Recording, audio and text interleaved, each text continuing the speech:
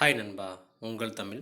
Today ஒரு important news தான் பார்க்குறோம். என்னென்னா, நம்ம தினமும் ஒரு தமிழர்களை பற்றி பார்த்துருக்கோம். ஏற்கனவே 9 வீடியோ பார்த்துட்டோம். இன்றைக்கி 10வது வீடியோ பார்க்குறோம். ஏன்னா நம்ம தமிழர்களை பற்றி நம்ம தெரிஞ்சுக்கிறது ரொம்ப ரொம்ப முக்கியம். அது இல்லாமல் சிலபஸில் இருக்கிறத நம்ம போட்டுட்ருக்குறோம் யூடியூப்பில்.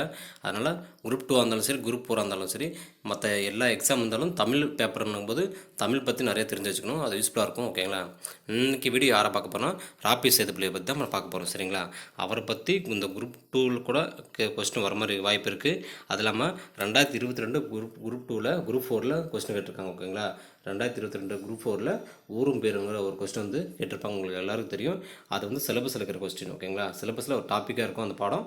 அதை பற்றி ஒரு கொஸ்டின் கேட்டிருக்காங்க. அதனால் சிலபஸில் இருக்கிறது மட்டும்தான் எக்ஸாமில் வரும். அதனால் சிலபஸ் நல்லா படிக்கணும். ஓகேங்களா? இப்போ நம்ம வீடியோக்குள்ளே போகலாம். என்னென்னா, பிறப்பு ரசவல்லிபுரம், திருநெல்வேலி. ஓகேங்களா? அவங்க பிறந்திருக்காரு. படிப்பு சட்ட படிப்பு. ஓகேங்களா? அடுத்தது அறியப்படுவது பேராசிரியர், எழுத்தாளர், வழக்கறிஞர், மேடை பேச்சாளர், தமிழறிஞர். ஓகேங்களா? ரொம்ப முக்கியம். நூல் 20க்கும் மேற்பட்ட நூல்கள் எழுதியிருக்காரு. ஓகேங்களா?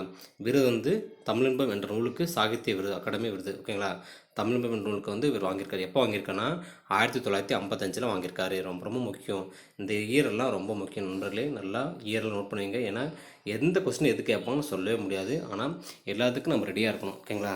இந்த விருது எப்போ வாங்கியிருப்பாருன்னா 1955 வாங்கியிருப்பார். ஓகேங்களா? அடுத்தது சிறப்பு செந்தமிழுக்கு சேதுப்பிள்ளை, முனைவர் சொல்லின் செல்வர், இலக்கிய பேரறிஞர். ஓகேவா? என்ன சொல்லியிருக்குன்னா சிறப்பு இவரோட சிறப்பு செந்தமிழுக்கு சேதுப்பிள்ளை, முனைவர் சொல்லின் செல்வர், இலக்கிய பேரறிஞர். ஓகேங்களா? சொல்லின் செல்வர் யார் சொல்லியிருப்பார்னா 1950 தருமபுரி ஆதீனம் விருது வாங்கி கொடுத்துருப்பாங்க. இவருக்கு சொல்லின் செல்வர் விருது தருமபுரி ஆதீனம் கொடுத்துருப்பாங்க 1950. மறந்துடாதீங்க, 1950 தான் சொல்லின் செல்வர் விருது இவங்க தருமபுரி ஆதீனம் கொடுக்குறாங்க இந்த பேர். ஓகேங்களா? இப்போ இவர் பிறந்த வருஷம் எப்போனா அதை மறக்க நோட் பண்ணுங்கள். எப்போ பிறந்திருக்கேன்னா 2/3/1896. 2/3/1896. இறப்பு 25/4/1961. ஓகேங்களா? இந்த டேட்டில் பிறந்து இந்த டேட்டில் இறந்துருக்காரு. ஓகேங்களா? இன்னொரு டைம் சொல்கிற மாதிரிங்க, அதை மட்டும் 2/3/1896,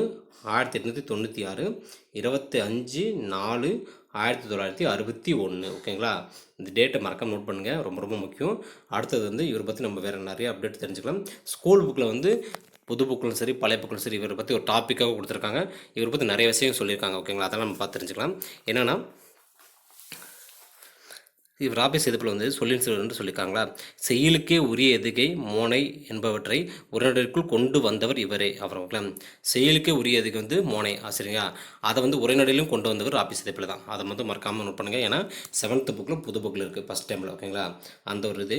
அப்புறம் பார்த்திங்கன்னா, இவங்க என்ன நூல் எழுதியிருக்காருன்னா, ரொம்ப ஃபேமஸான நூல் ஆற்றங்கரை நிலை, கடற்கரை நிலை, தமிழ் விருந்து, தமிழும் ஊரும் பேரும், மேடை பேச்சு உள்ளிட்ட பல நூல்கள் எழுதுகிறார். சரிங்களா? தமிழகம், ஊரும் பேரும், மேடை பேச்சு. ஓகேங்களா? இதெல்லாம் ரொம்ப பாப்புலரான நூல் பேர். ஓகேங்களா? இதெல்லாம் நீங்கள் தெரிஞ்சு வச்சுக்கணும்.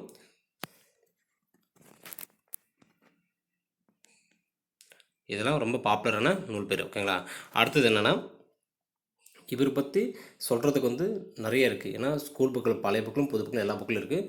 இவரை பற்றி மறக்காமல் எல்லோரும் நீங்கள் படிச்சுக்கோங்க. யூஸ்ஃபுல்லாக இருக்கும். இந்த வீடியோ பிடிச்சா லைக் பண்ணுங்கள், சப்ஸ்கிரைப் பண்ணுங்கள், எல்லோரும் ஷேர் பண்ணுங்கள். பாய் நண்பா, உங்கள் தமிழ்.